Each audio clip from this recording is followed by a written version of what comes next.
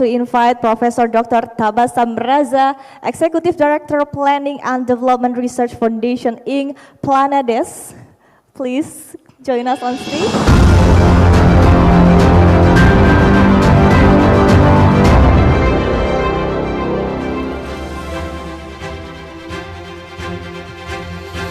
How are you? All the way from Philippines, thank you so much. Okay, ladies and gentlemen, we'll be hearing some insights from our panelists here one by one. They already have their presentation. Wonderful insight about the vital role of energy as the heart of climate challenge and the key to the solution. The science is clear.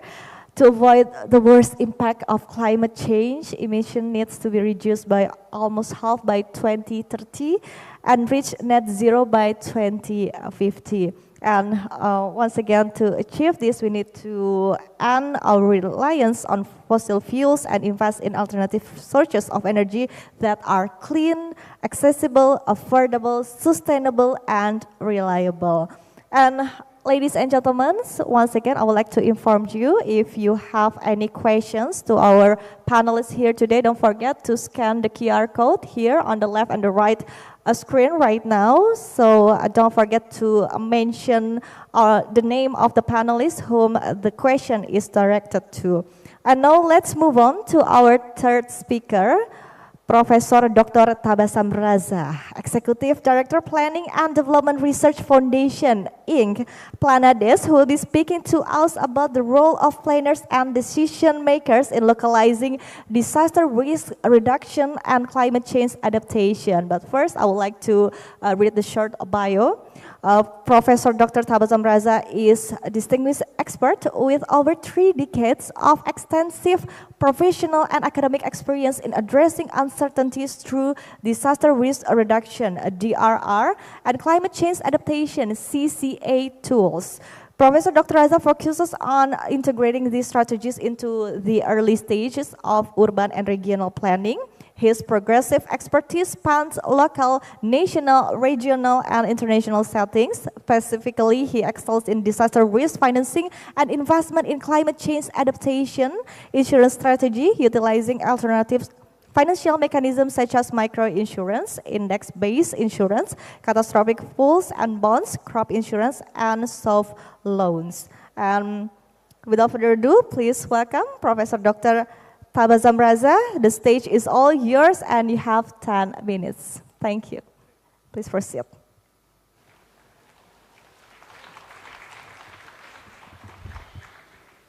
Thank you very much.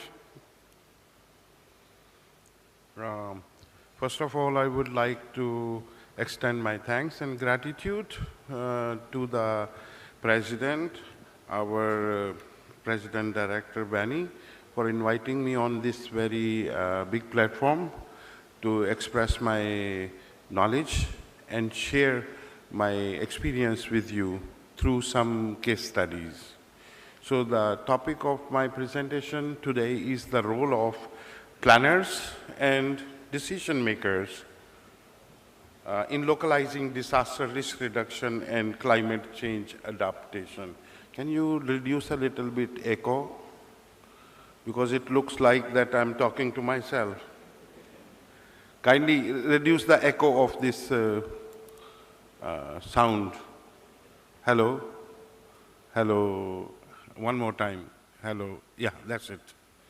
Okay, so I remember a joke, but I will not crack that joke today because the time constraint of this echo thing.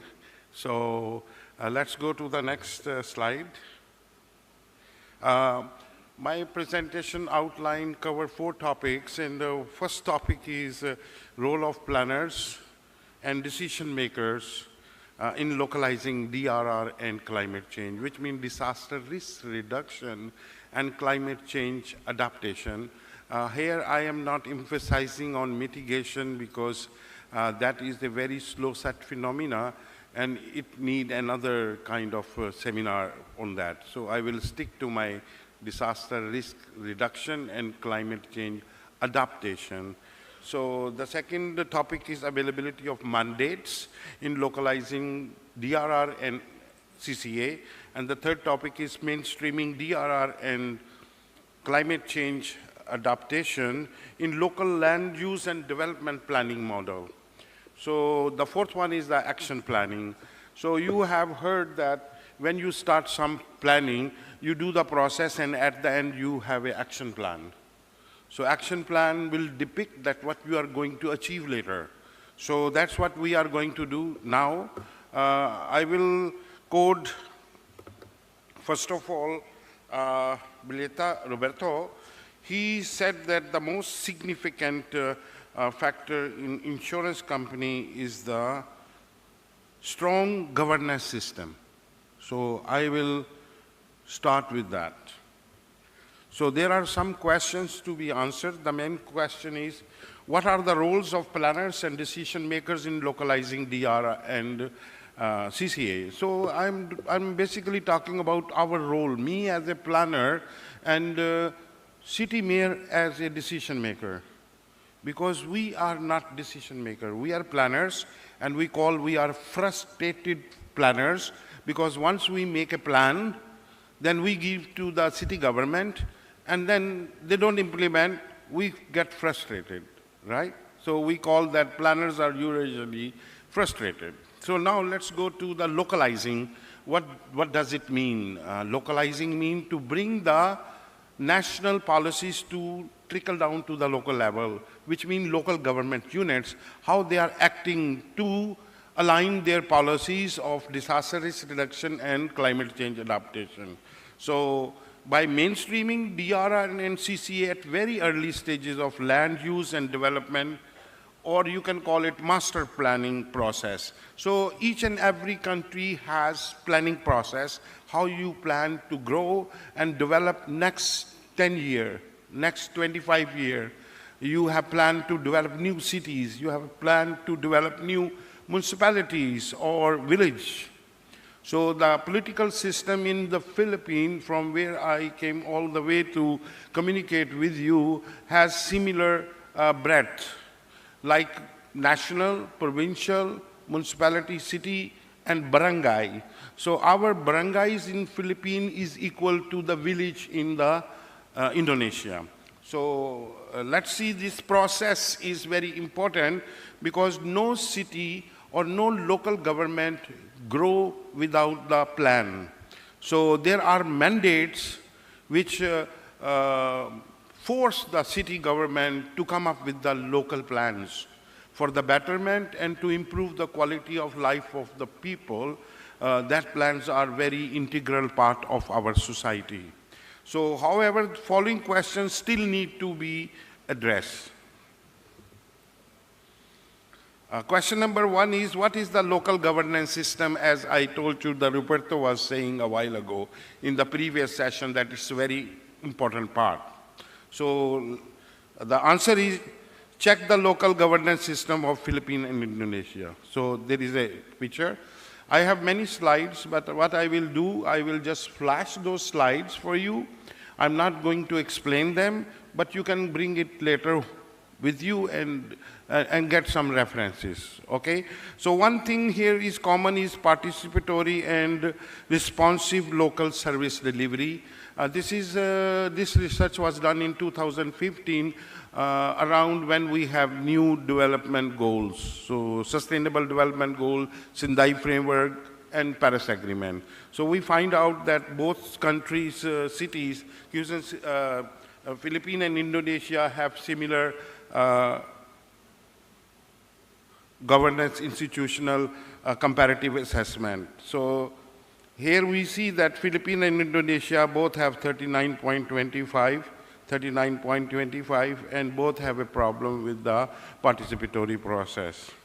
Next question is, what are the existing policies, strategies? So at the local level, we are decentralized. Therefore, our policies trigger us towards the betterment of our local government constitutionally. So let's see what we have.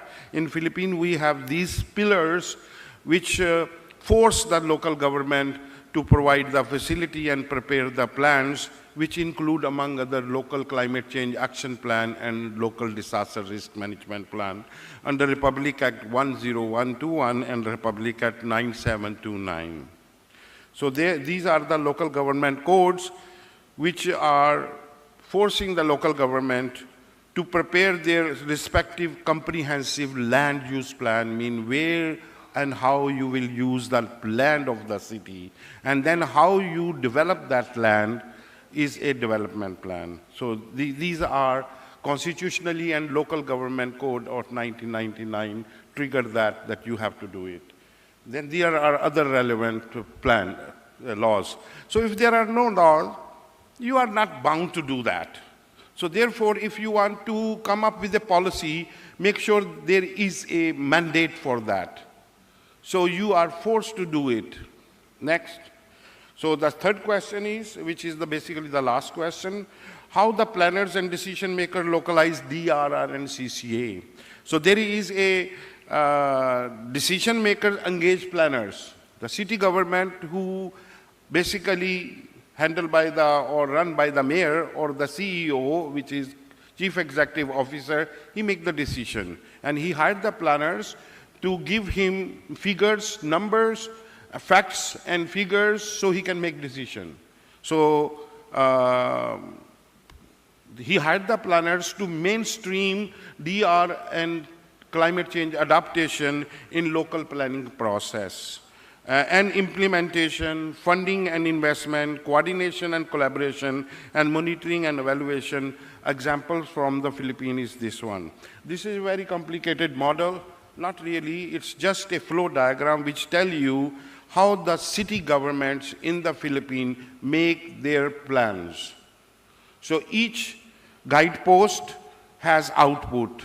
So if you look the guidepost number 3, there is output LDRRMP, Local Disaster Risk Management Plan, and you will see on the left corner there, this one, there, do we have a, here. This one, this is already the output. So each city has their disaster risk management plans, and each city has their local climate change action plan. And if you want to see, there are guidelines available, they call it CIDRA. So climate change, climate and disaster risk assessment. So if you follow this model, you will come up with the proper, here, you can come up with the proper, where is this? Okay. So anyhow, we go back to the, yeah. So apply to get this model, it has outputs, and the main output of the model is resilient city. And that is the main driver of this conference, strengthening resilience. So after you have model, you assess those risks, you come up with the action plan. So if you look what has done in the assessment, we have tried to check the risk of the city at different level, especially if you look those red circles, it says that what is the adaptive capacity of the city or a village, and what are the main sensitivities there, what are the hazards which are where the main element at risk are exposed. So looking those risks and exposure, we try to look how we can adapt if there is any gap between the protection. So we look into the percentage of surface with access to coverage or to infrastructure related measures, or you can say insurance coverage. This is a very localized.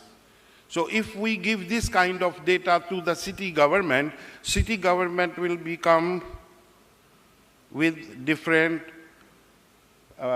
conclusions, and they will different, outcomes. And they will propose program, projects, and activities such as energy efficiency, renewable energy, and sustainability green infrastructure.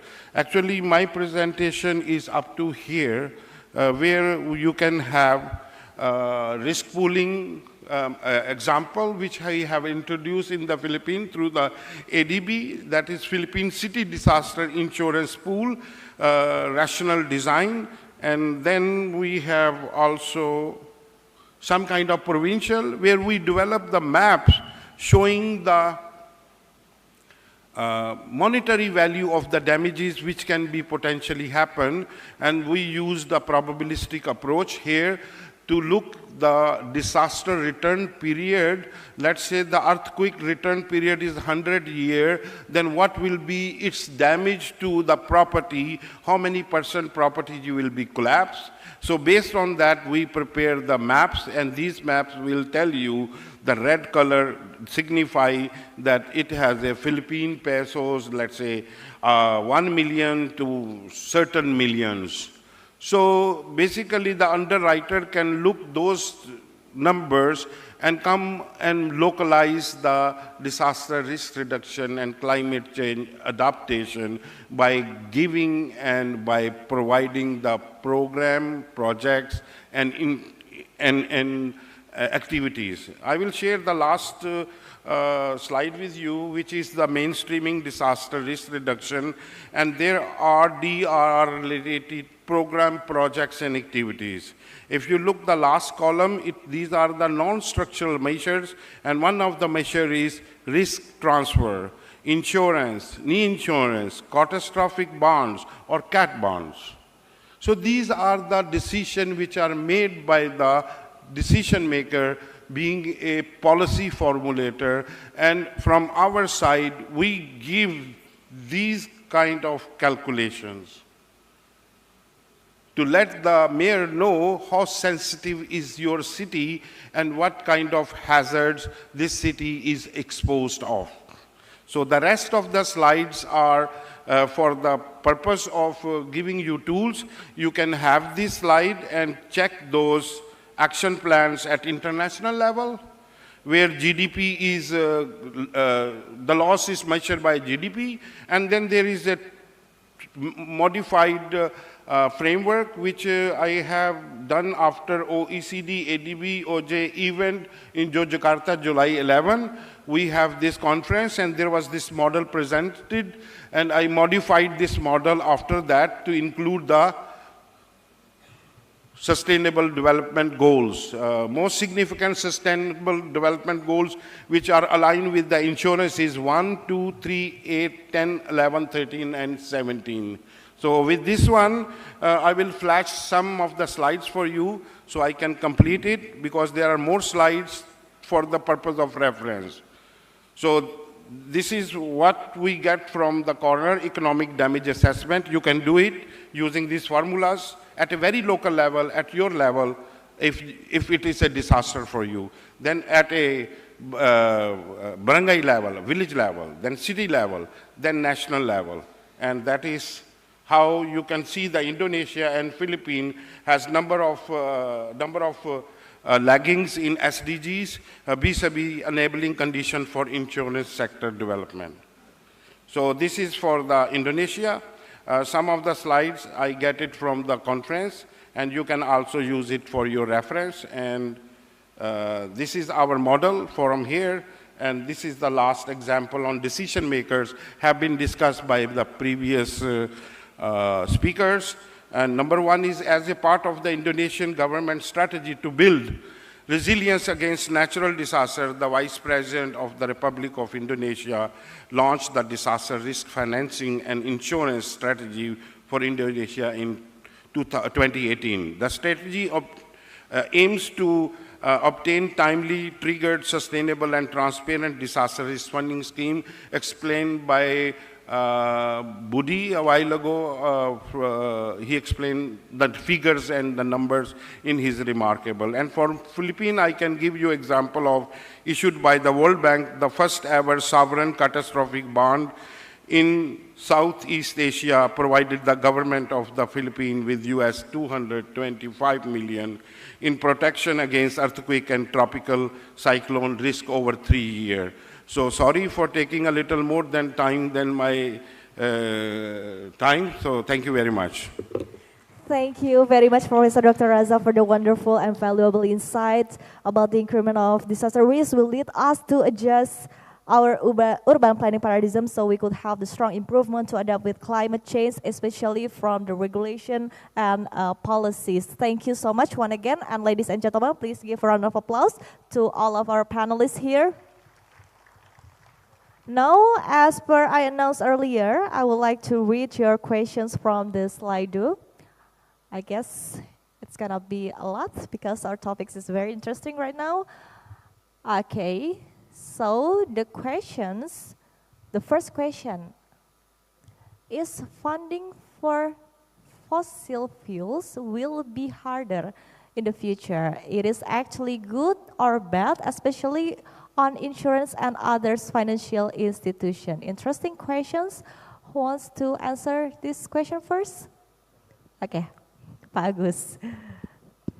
Terima kasih. Very, very good question.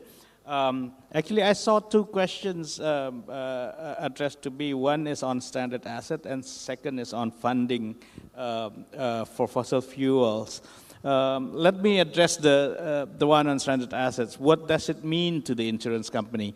I think what it means is that if a lot of these companies, these fossil fuel companies, this power or coal-fired power plant companies are insured one way or another, its cash flow especially is insured one way or another, then the early retirement of these assets, of these power plants, of the mines, will basically affect the insurance company. You need to basically early retirement basically is letting go of potential incomes in the future, and as such, it is actually a money-losing business, and it is quite significant the losses that the company needs to pay, and that needs to be borne by whomever that covers the cash flow risks. And on funding for fossil fuel, it is indeed good for the environment, but the question is, if you have already gone halfway in putting together the financial structure for fossil fuel assets, and then all of a sudden you just realize that the cost of money is actually goes up, and it affects your cash flow in the near future. The insurers who covers the cash flow risk will have to bear the risks. So is it good or is it bad? It's good for the environment. It may actually be potentially bad for the insurance company. Thank you very much. Okay, thank you, Pak Agus. And what's interesting is that if we see the question, it's quite heavy on the transition itself, how we gonna do the concrete action for the transition as the second and the third question. We see transition from fossil energy to renewable one is not that simple, especially for developing countries like here, Indonesia, but there is target to achieve net zero emission. What's your thoughts? So, okay, Pak Putra, please proceed. Thank you for the questions. Firstly, nobody knows what does a 2050 net zero look like. Not even the Europeans know what it will look like. Let's be clear on that. But collectively, globally, people are progressing. My first answer to that is not to compare Indonesia to the world, but to compare Indonesia to the peers. Compare Indonesia to India, Vietnam, Thailand, and so forth. Because by doing that, we can get a better idea where we are today, relevant to the people who are competing for FDIs to us, right? So if anybody asks, is it easy? It's not easy. A lot of the burden will be coming in the transmissions, blah, blah, blah, a lot of geeky technicalities. But I think it's most important for us to actually look at the small progress, and that's why I presented to you earlier the comparison for us and our peers. Now, if we're outside of this room and ask a layperson, they would think that Indonesia has undergone an energy transition. Frankly speaking, we haven't started. right? So I think it's important for us to start small, but compare to our peers, and not to worry about 2050. But I always give a small tip to anybody who asks the public officials, what is your plan for the next 12 months? Because that's really how we're going to gauge the energy transitions, not a 30-year plan. Thank you. Okay, thank you. But we're doing the concrete action, right? Okay. And maybe, Prof, you want to add to the answer? Maybe comparing to Philippines? Hello. This is regarding the transition from fossil fuel energy to the other alternatives. So based on the data availability, you can see that there is much more transition happening in Philippines in terms of alternative energies by having the solar panel systems there. And I don't think so there is a very abrupt change in or transition from fossil fuel to any alternative energy. It is not possible at the moment. It is due to the reason we do not have resources to entail with the alternative energy. We do not have the infrastructure at the moment. So to come up or make the transition, you need to place a ground first for the infrastructure. And I totally agree with the gentleman that let's see others, how they make the change, and so we can learn from good practices from them. That's it. Okay, thank you. Ladies and gentlemen, we do have a lot of questions here, so maybe I can pick one. Okay, this is for you, Professor. What is the government's role in DRR and CCA, which are crucial for a country's survival, and how does insurance contribute to mitigation efforts? Okay, while I was presenting, I have one example given there, risk pooling, which was also discussed previous speakers. Risk pooling is something where you join few cities together and then pay the premium as each city, regardless of how much is the premium for one city, does not differentiate from the other city. So you are pooling the risk. So if one city gets trouble, then this pool can be used to fix that problem. So that is one of the way you can mainstream disaster risk reduction and climate change adaptation in the cities level.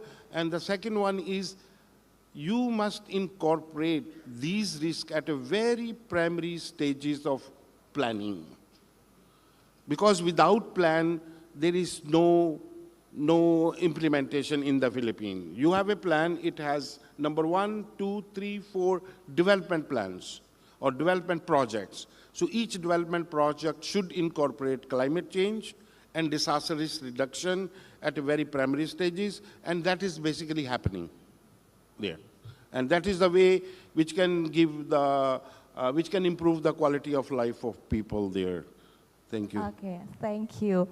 Last question here. What insurance industry can help to accelerate in transition energy? Maybe I would like to add something to this question, how we can collaborate, especially as we know that in energy transition, what we lack is maybe data, historical data from previous projects. So how can we collaborate more in providing and gathering the data so it can support the insurance industry and it can support the whole clean energy industry itself.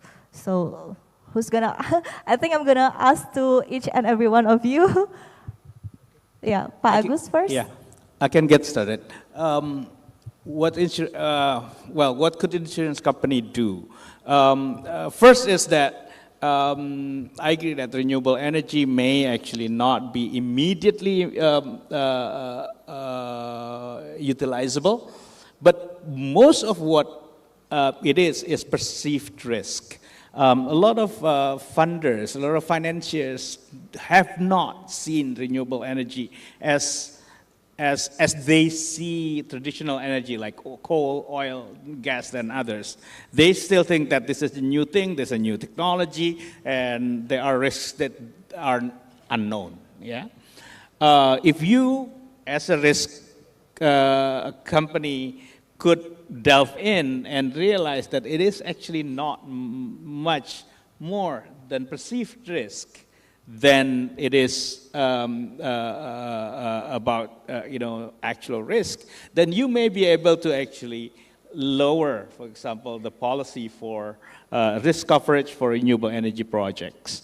There are so many risks in the fossil fuel sector that have not even been considered when you started the insurance policy. And that would actually break the book of a lot of energy companies. Eventually that would break the book of their insurance companies. With renewables, the risks are actually not the perceived risk, the actual risk are actually quite low. And as such, you could actually get them insured at I would say, at a lower policy rate. So, and I also, if I may, touch on the question about net zero, net zero target. Is it difficult for developing countries to reach net zero? I happen to advise the new capital of Indonesia to put together a strategy to reach net zero by 2045, 15 years earlier than the national target of 2060. Is it possible? It is not only possible, it's easy and it's even cheaper, because we get started from a blank canvas instead of transitioning from assets that you have already invested. And there are so many cases like this. Professor, you are a planner. Cities are built on a daily basis in the developing country, right? I mean, we had Bintaro Jaya, we had Bumi Serpong Damai, we had Sentul, we have so many things. So building cities is the name of the game in a developing country. And if you get started with something new and you get it right from the planning side, you get it much easier, much cheaper than transitioning from a long-term asset that you've already invested that you didn't think of earlier. Thank you. Wow, very insightful answer. Thank you, Pak Agus. We're moving to Pak Putra. Yeah, thank you. A big and impossible ask is actually to ask the insurers to slowly back out of the fossil fuel. But a more measured answer is to reconsider carefully what are the risks associated with the fossil fuel industry. Because Indonesia, let's bring down to Indonesia. 60% of Indonesia's coal export is heading to China and India. And that's why we need to figure out what China and India is doing. Both countries are major coal producers, but they are the top two renewable energy adopters. So once their energy system shifts, the entire coal industry in Indonesia will shift. So please reconsider these risks. Always keep in mind what China and India are doing, because they can cause a big risk for Indonesia. Now, for renewables, just a small addition. I'm coming back to your point about data, Mbak, is that data sharing is important. I know it's difficult. Two things. Number one is, of course, the competition between insurance companies, right? You will compete about which one has the best data. The other complications is, of course, the technology is changing. Like battery, for example, every 6 months you will hear new types of batteries. What are the risks and things like that? So it's unavoidable that there will need to be more knowledge sharing across the insurance industry, both the developed market as well as the emerging markets, because only by that we can kind of tiptoe our way across the energy transitions. Because obviously you guys are very accustomed to risk management, which means that to measure the risk, you need a lot of experience. Unfortunately, at this case, we don't have a lot of experience on the ground. Therefore, we need a lot of sharing across the region. Thank you. Okay, thank you, Pak Putra. It is difficult, but still it had huge opportunities ahead of us. So, last but not least, Professor. Okay. I am totally agree with the two gentlemen because there is no abrupt transition. It's not possible. We heard the whole day, there was a word pop out again and again, and even Mr. Tam used that word more than 20 times, and that was change, right? Change is the only thing which is constant, because this keep on changing. And if we will not adopt our policies, as gentleman said, that along with the planning process, we will left behind. So we have to look our competitive advantage, that if Indonesia is producing a good quality charcoal or coal, it should not export all the coal and get the bituminous bad coal for our own country. So what you have to do is, you have to do it through the redevelopment policies. One is development, then the other one is redevelopment. And you notice Singapore is a very small country, but it has no development departments. It has more redevelopment partners, because they keep on redeveloping the same thing again and again and giving more innovative touch to that. So what is our Indonesia innovative touch here? And that's what you need to give it, to make the insurance industry to give you something which they can give when they go reinsurance for a city, and then they build a dam for city to reduce the damage for next year to the people. So in the next 20 years, they don't have to face any damage. They don't have to pay anything, because they have invested on the dam there, construction of dam. And that was done by the insurance industry. So here, insurance industry can also play a role, a very, very significant role, by coming up in development, in innovation, to say how we can do or accelerate the transition from coal industry to alternative energy. Thank you. Thank you. Once again, please give a round of applause to our panelists here. Actually, I want to dive deeper to our topics, to delve deeper, but our time is very limited. So once again, thank you so much, Pak Agus, Pak Putra, and Professor Raza. And if I may conclude from this whole discussion, I have to say that the climate change has the massive negative impact to our society if we don't anticipate it properly. Besides the impact, we still have some opportunity to change the negativity into positivity. That's what we get from this, the optimism from this panel discussion. The energy transition and carbon storage will help us to improve our product that align with market demand. To increase our readiness, we have to improve several sectors in our urban planning, leading to the emergence of new insurance products for the market. So once again, I would like to thank Pak Agus, Pak Putra, and Prof. Dr. Raza for the wonderful and insightful session. And finally, on behalf of Indonesia Re and all speakers, I'd like to close this session by thanking all of the attendees, ladies and gentlemen, and thank you so much for your attention. We hope you enjoyed this presentation, and thank you so much once again for insightful session today. Go back to you, Sasha. Thank you. Thank you so much. A round of applause, ladies and gentlemen, to our panelists and also our moderator, Sharifah Rahma. Thank you so much for this enlightening session. Please don't go anywhere and remain on the stage as we will wrap this up with a group photo together. But before that, I would like to invite Bapak Dalil Khairat as the Director of Indonesia Re to come and join us and show our appreciation to our panelists and also our moderator today who have dwelled into such an interesting topic. And of course, by handing over the token of appreciation, and then we will continue with a photo session together.